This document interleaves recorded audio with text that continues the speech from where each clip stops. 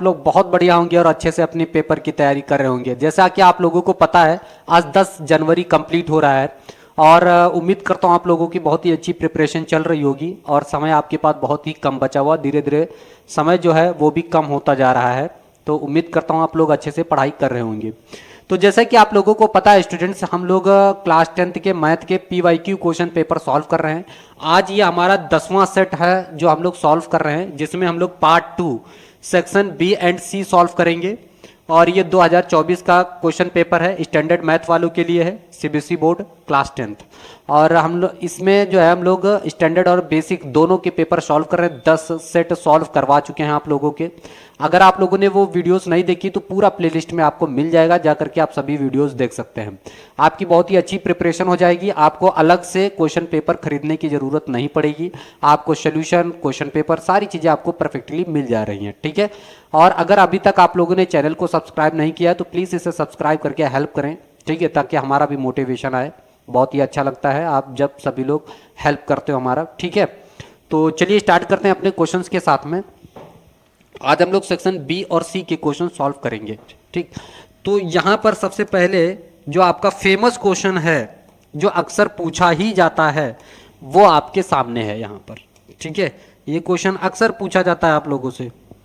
तो चलिए बताइए, 3 या 2 नंबर में हमेशा आता है, तो इसको हम लोग कैसे सॉल्व करेंगे, ठीक है। तो पहले हम लोग लेट कर लेते हैं, let 2 + √3 is a rational number. इसको हमने लेट किया है कि ये एक रैशनल नंबर है। बात समझ में आई? अच्छा, रैशनल नंबर किस फॉर्म के होते हैं? तो 2 + √3 = a/b के फॉर्म में होते हैं। अगर हम कह सकते हैं कि b जो है 0 नहीं होना चाहिए, है ना। वेयर a एंड b ये हैं क्या? ये को प्राइम नंबर हैं। क्या हैं? को प्राइम नंबर हैं, या को प्राइम इंटीजर कह सकते हैं। को प्राइम इंटीजर हैं, इंटीजर, ठीक है। ये क्या है? को प्राइम इंटीजर्स हैं। कौन? ए और बी को प्राइम इंटीजर्स हैं। अच्छा ठीक है, 2 + √3 = a/b, है ना। ऐसे हम लोग लिख सकते हैं। इसको हम लोग उधर भेज दें तो √3 = क्या हो जाएगा? a/b -2। इसको अपॉन कर लो, एलसीएम ले लो, तो a - 2b/b = √3। अच्छा सुनो, LHS RHS के इक्वल होता है, सभी लोग जानते हैं। तो हम लोग क्या लिख सकते हैं? LHS = what RHS। तो भैया ये वाला हमारा नंबर क्या है? रैशनल नंबर है।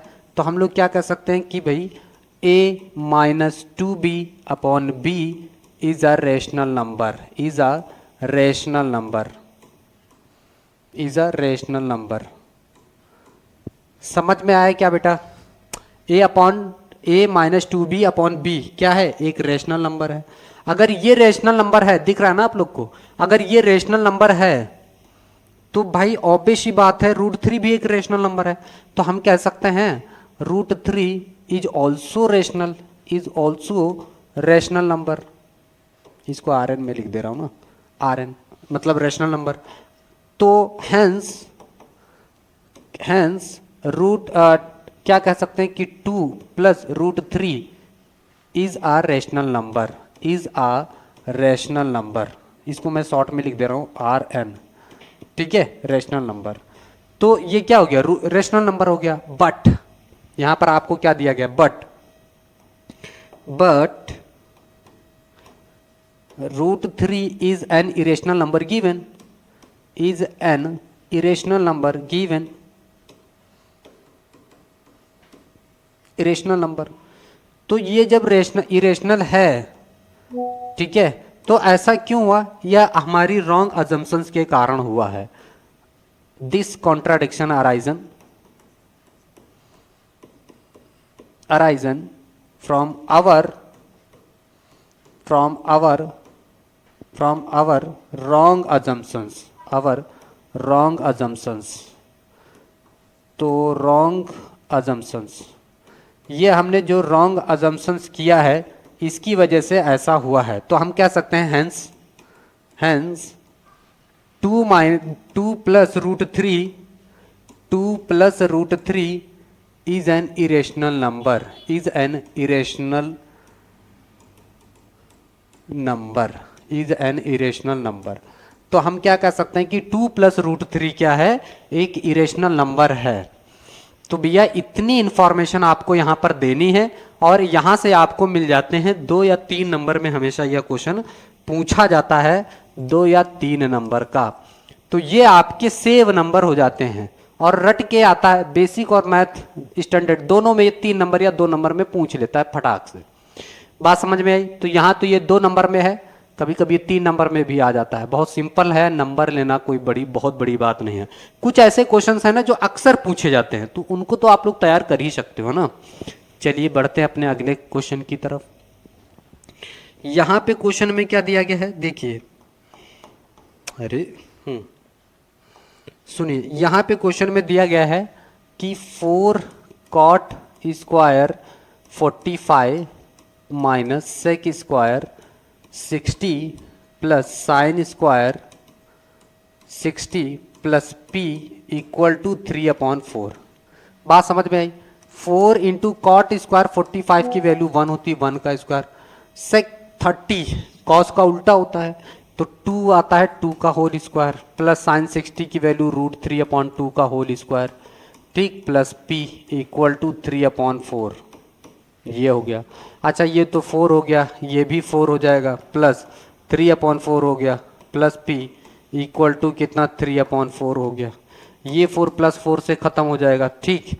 ये p इक्वल टू ये उधर जाएगा ना, 4 माइनस 3/4, ये आ जाएगा 0। तो p की वैल्यू आ गई 0। ठीक है, तो इस तरह से इसको सॉल्व करना था। समझ में आया क्या? चलो आगे बढ़ते हैं बिना टाइम वेस्ट किए हुए, सीधी बात, नो बकवास। ठीक है, चलो अगला क्वेश्चन जरा देखो और इसमें बताओ क्या किया जा सकता है। तो देखो यहाँ पर आपको दिया गया है cos a plus cos square A equal to 1। बात समझ में आई क्या? इसको उधर भेजो तो cos a equal to 1 minus cos square a. अच्छा इसको हम लोग क्या लिख सकते हैं, cos a equal to sine square a, ये लिख सकते हैं। लिख सकते हैं कि नहीं लिख सकते? ठीक है, सुनो, हमें क्या करना था, then find the value of this, इसकी वैल्यू फाइंड आउट करनी। चलो देखो सुनो, साइन स्क्वायर ए की जगह मैं क्या लिख सकता हूँ, कॉस ए लिख सकता हूँ। अच्छा तो ये बात है, सुनो।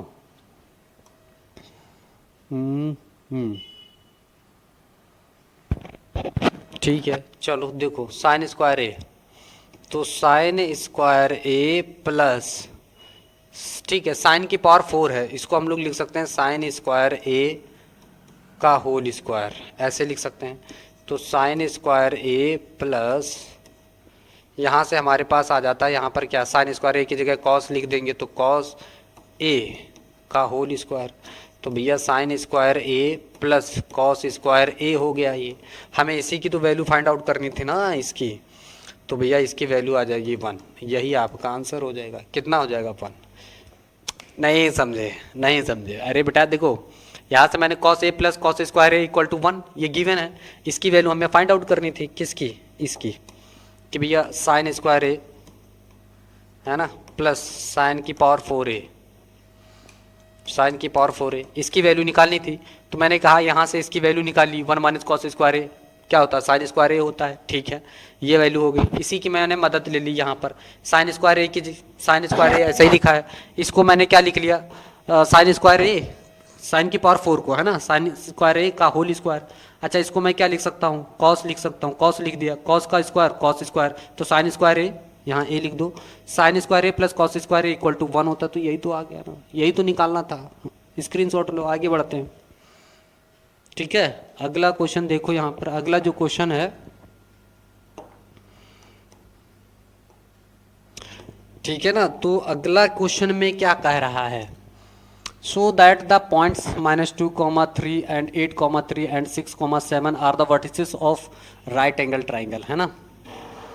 सपोज -2, 3, बी पॉइंट है हमारे पास 8, 3, एंड सी पॉइंट है हमारे पास 6,7। ठीक, तो पहले मैं x1 y1 ले रहा हूँ, x2 y2 ले रहा हूँ। ठीक, तो पहले मैं ये डिस्टेंस निकालूँ ए बी। तो भैया ए बी की डिस्टेंस अगर मैं निकाल रहा हूँ तो ये इसका फॉर्मूला x1 माइनस x2 का whole square plus y1 minus y2 का होल स्क्वायर, राइट। तो सुनो, x1 हमारे पास कितना है -2, x2 कितना है -8, इसका होल स्क्वायर प्लस y1 हमारे पास कितना है 3, माइनस y2 कितना है 3 का होल स्क्वायर। तो बेटा ये तो 0 हो जाएगा, बचा कितना 10, 10 का स्क्वायर 10 लिख लो, है ना, रूट से बाहर आ जाएगा। ए बी कितना आ गया 10, ए बी आ गया 10। चलो ठीक है, सुनो, ए बी निकाल लिया, बी सी निकाल लो, इसको आप x1 y1 मान लो। तो बी सी मैं निकाल रहा हूँ, तो भैया x1 है 6 माइनस x2 यानी 8 का होल स्क्वायर प्लस y1 बोले तो 7, y2 बोले तो 3 इसका होल स्क्वायर। ठीक, यहाँ से बचेगा -2 का होल स्क्वायर प्लस 4 का होल स्क्वायर, ये कितना आ जाएगा 4 प्लस 16, ये आ जाएगा 20, और 20 बोले तो 2 रूट कितना 5, 5 चुके 20। हाँ, ये आ गया बी सी डिस्टेंस, आपकी बी सी आ गई। अब हमें क्या निकाल देना है, सुनो बहुत ध्यान से देखो, बी सी हो गया, ए सी निकाल दे रहे हैं, ए सी में मैं इसको अब x2 और y2 मान ले रहा हूँ। ठीक, ए सी सुनो, x1 हमारे पास है -2 और x2 है 6 का होल स्क्वायर प्लस y1 है हमारे पास 3, y2 है -7 का होल स्क्वायर। ठीक है, तो सुनो, यहाँ हो जाएगा -8 का होल स्क्वायर प्लस यहाँ हो जाएगा -4 का होल स्क्वायर, ये हो जाएगा 64 प्लस 16, और ये कितना हो जाएगा 70, 10, 80, 80 का अगर मैं फैक्टर करूँ तो 2 × 40 लिखूँगा, राइट। और इसको 20, 10, 2, 5 इसका फैक्टर कर लो यार, 80 का मैं फैक्टर कर ले रहा हूँ, तो 40 हो गया, 20 हो गया, है ना, 10 हो गया, 5 हो गया, ये तो यहाँ से 2, 2, 4 बाहर आ जाएगा, √5 अंदर जाएगा ना, तो 4 का स्क्वायर 16, 16 85। ठीक, तो यहाँ पे लॉन्गेस्ट साइड हमारे पास कितनी है, ए बी है, तो ए बी का जो स्क्वायर है, ठीक, तो क्या होना चाहिए बी सी स्क्वायर प्लस ए सी का स्क्वायर होना चाहिए। अच्छा, ए बी कितना है 10 का स्क्वायर इक्वल टू, मैं कह सकता हूँ यहाँ पर, चलो यही यहाँ पर ही ले लो, ए सी जो है ना यहीं पर ले लो, √80 का होल स्क्वायर प्लस ए सी कितना है, ये ए सी हो गया प्लस बी सी 20 इसका स्क्वायर करो, तो भैया ये देखो 10 का स्क्वायर 100 हो जाएगा, और ये √80 का स्क्वायर 80 प्लस 20, तो ये क्या हो गया, this is a right angle triangle, है ना, क्योंकि जो राइट एंगल ट्राइंगल में क्या होता है, जो लॉन्गेस्ट साइड का स्क्वायर है वो अदर 2 साइड के स्क्वायर के सम के इक्वल होता है ना, तो यहाँ पर आप कह सकते हो। चलो इसको फटाफट नोट करो, फिर आगे बढ़ते हैं। ठीक है, तो इस तरह से इसको सॉल्व किया जाएगा। चलिए अगला जो क्वेश्चन है, क्या दिया गया है, कह रहा है the length of the shadow of a tower of the on the plane ground is √3 times the height of the tower, find the angle of elevation of the sun. तो यहां पर बहुत ही सिंपल ये भी क्वेश्चन है, ठीक है ना। तो कह रहा है कि the length of the shadow of a tower on the plane ground is √3। तो पहले चीज मैं इसकी हाइट मान ले रहा हूं, h है, ABC, है ना, इसकी हाइट h है, तो ये हो जाएगा √3h, है ना, उसने बोला भी है कि √3 टाइम्स हो जाएगा ना लेंथ ऑफ द टावर। ठीक है, तो ये हमें थीटा ज्ञात करना है, निकालना है। ठीक है, समझ में आया कि नहीं, तो निकाल दो भाई, tan थीटा लगा दो, क्योंकि हमें ये और इससे मतलब है, परपेंडिकुलर और हाइपोटेनस, एंगल के अपोजिट साइड हमेशा परपेंडिकुलर होती है, ये बेस हो जाएगा, तो परपेंडिकुलर अपॉन बेस। ठीक है, तो परपेंडिकुलर बोले तो ए बी और बेस बोले तो बी सी, ये है एच और ये √3h, एच से एच खत्म ही हो जाएगा, तो tan थीटा कितना आ गया 1/√3, और इसको हम लोग क्या बोलते हैं tan 30, यानी जो थीटा है वो कितना आ गया 30 डिग्री आ गया। बस सिंपल इतना करना था इसमें, थीटा कितना आ जाएगा, एलिवेशन कितना आ गया 30 डिग्री आ गया। ठीक है, 30 डिग्री आ गया। चलो भाई अगला देखो क्वेश्चन में,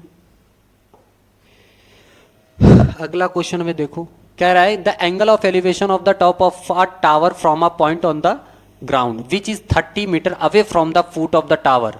ओके, ये है टावर, ये क्या है टावर, इसके टावर के फुट से 30 मीटर दूर, अरे रुक जाओ, 30 मीटर दूर एक एंगल बन रहा है कितना, 30 डिग्री का, ये 30 डिग्री का एंगल बन रहा है।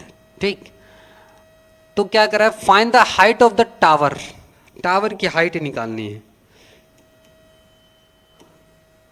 ठीक, तो सुनो ए बी सी, तो यहां पर फिर से ट्राइंगल ले लेना है और 30 डिग्री दिया, ये 10 लगा दो। अब 10 मैं बार बार क्यों ले रहा हूं भैया, ये परपेंडिकुलर हो गया, ये बेस हो गया, ये हमें गिवन है, ये फाइंड आउट करना है, तो जाहिर सी बात है P अपॉन है B, परपेंडिकुलर हमारे पास H हो गया और बेस हो गया 30, रूट 10 30 की वैल्यू 1/√3 होती है।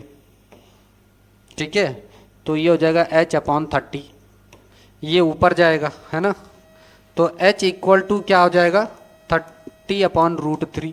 अच्छा, √3 से इसका मल्टीप्लाई कर दूं मैं ऊपर नीचे, तो ये कितना हो जाएगा 30√3 अपॉन 3, इसको काटो 10√3 मीटर H। अच्छा सुनो, कभी कभी रूट की भी वैल्यू रख देता है, तो 10 इंटू √3 की वैल्यू 1.73, इसमें मल्टीप्लाई हो जाएगा तो 17.3 मीटर हो जाएगा। तो ऐसा भी निकाल सकते हो ना, अगर रूट की वैल्यू √3 पुट करने के लिए कहता है तो, है ना, तो इसकी वैल्यू ऐसे चलती जाती है, तो इतना चलेगा। ठीक है ना, समझ में आया कि नहीं। चलो फिर अगला क्वेश्चन,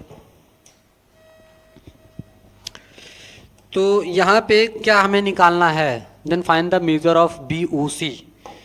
तो भैया इसको तो ऐसे ही आप उड़ा दो, कैसे, ये टेंजेंट है, इस पर 90 डिग्री होता है, ये टेंजेंट है, इस पर 90 डिग्री होता है, तो ये हो गया 90, ये भी 90 और ये 65, 180 प्लस 65 ऐड करो, 5 ही रहेगा, 8 से 14 की 4 हासिल 1, 245, और ये हमें निकालना है।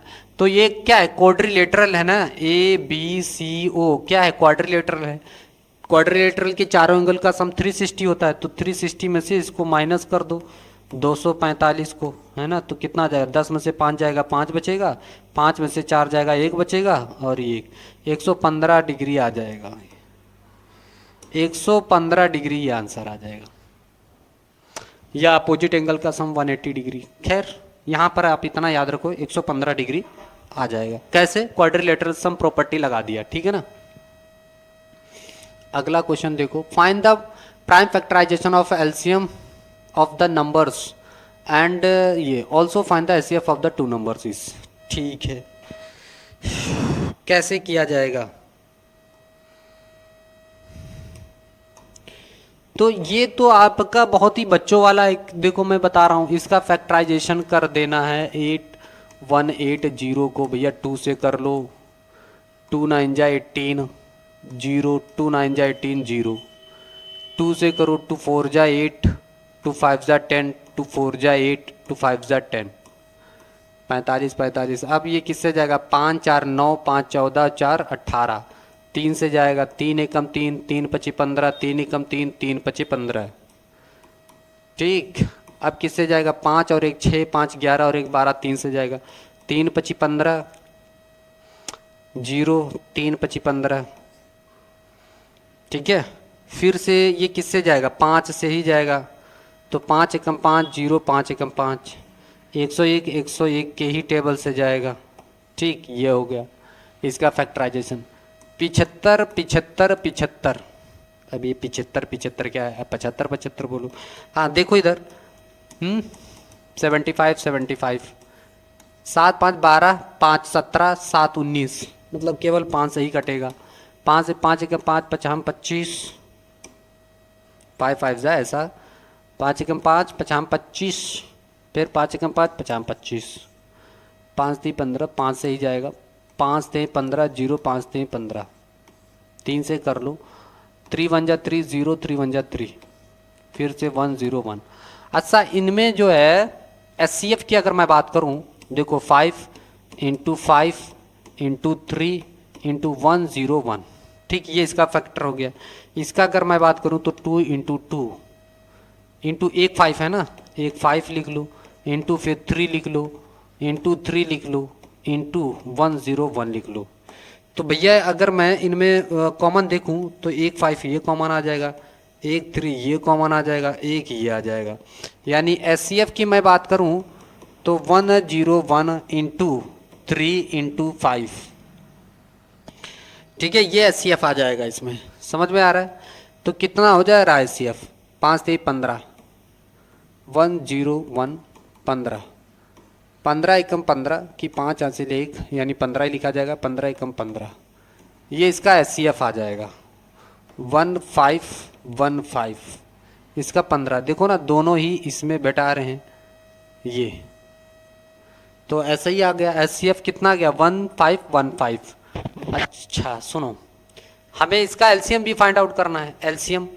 तो आप यहां पर ये वाला आइडेंटिटी लगा दो ना, product of two numbers, product of two numbers 75 75 into कितना 18180 डिवाइड बाई एचसीएफ, ये लिखो 1515 इक्वल टू व्हाट? एलसीएम। ठीक है, इसको काट पीट लो, कितना आ जाएगा? 5 से काटो, है ना, तो इसको सॉल्व कर सकते हो ना, बस कोई दिक्कत, केवल एलसीएम निकालना है इसके बाद सॉल्व करके। ठीक है, तो आगे बढ़ा जाए, क्या टाइम वेस्ट करें फालतू का, है ना। चलो देखो अगला क्वेश्चन, उसको होमवर्क में लिख लो, है ना, उसको होमवर्क में लिख लो, सॉल्व ही तो करना है। ठीक, चलो अगला देखो, कह रहा 3 bells ringing at intervals of 6 12। ये अच्छा मैं पहले वाले सेट में मैंने करवाया है, तो इसको आप लोग वो वीडियो देखिए तब इसको सॉल्व करिए। ठीक, बहुत आसान है, ठीक है। और आप हमें ये कमेंट करके बताओ, क्योंकि मैंने इससे जस्ट पहले वाली वीडियो में मैंने सॉल्व करवाया है इस टाइप का क्वेश्चन। तो एक बार खुद से भी थोड़ा सा मेहनत करिए, है ना, होमवर्क भी करिए। ये ट्रिग्नोमेट्री का है, जरा सॉल्व करके बताइए। तो भैया यहाँ पर हमें ये चीज़ प्रूफ करनी है, तो मैं LHS ले रहा हूँ। ठीक है, तो 1 साइन थीटा, एलसीएम ले लो, 1 माइनस कॉस स्क्वायर थीटा हो जाएगा, नीचे कॉस थीटा लिख दो as it is.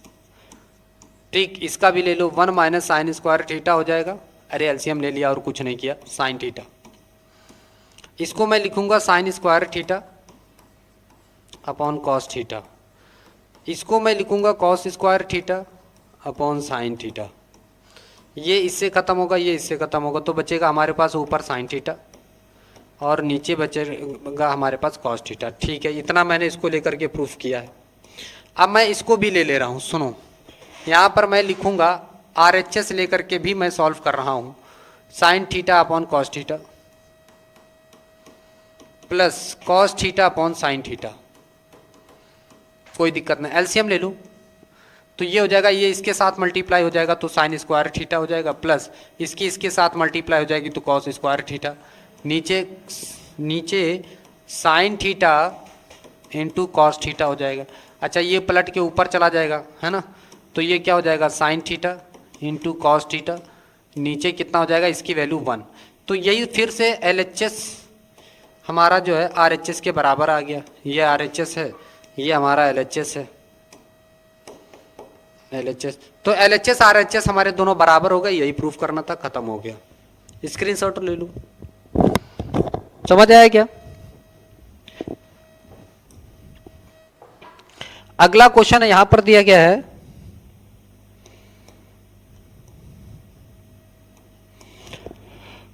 Q 0,1 is equi distance from ये, अच्छा सुनो, फ्रॉम P एंड R, सुनो, Q is equi distance from P and R। अच्छा, Q पॉइंट हमारा यहाँ है जो कि 0,1 है, ये P पॉइंट है हमारे पास 5,-3 और ये R पॉइंट है हमारे पास x,6। हमें x की वैल्यू फाइंड आउट।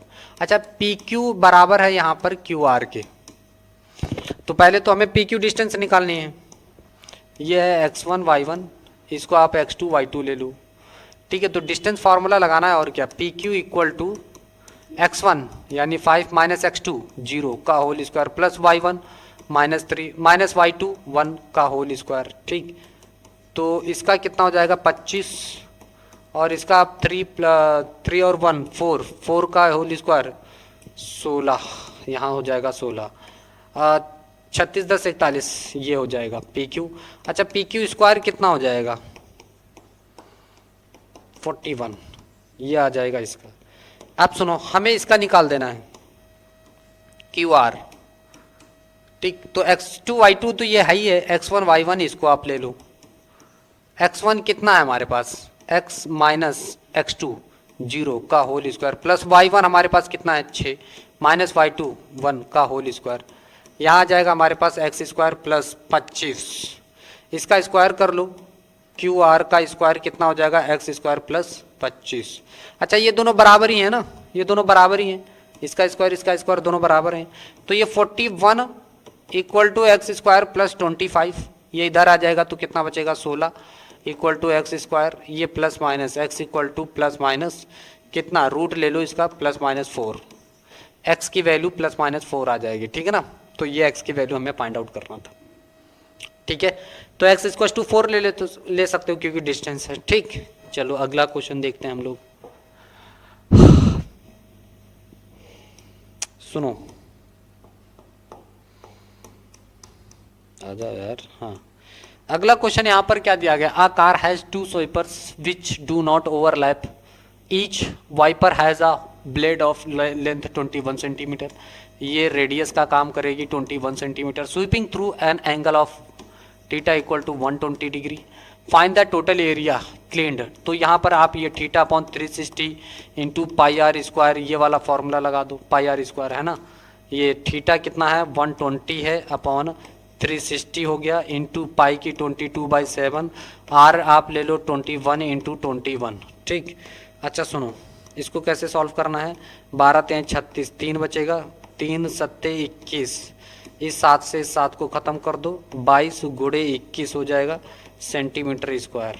ठीक है, तो इसका इससे मल्टीप्लाई कराओ, ये 2 एकम 2 2 एकम 2 2 दूने 4 2 दूने 4 2 है ना 6 4, तो 662 सेंटीमीटर स्क्वायर 642 सेंटीमीटर स्क्वायर इसका एरिया आ जाएगा। ठीक, चलो अगला क्वेश्चन देखते हैं।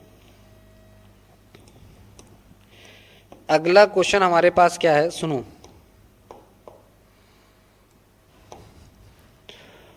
ये 2 इक्वेशन से कह रहा है equations linear have infinite number of solutions, है ना, वो अलग लगा देना है, इन्फिनाइट नंबर ऑफ सॉल्यूशंस यानी कोइंसिडेंट वाला, है ना, तो कोइंसिडेंट वाला केस है 2x प्लस 3y, इसको इधर बुला लाओ -7 इक्वल टू 0, तो 2ax प्लस ठीक है, तो a plus b into Y -28 equal to 0।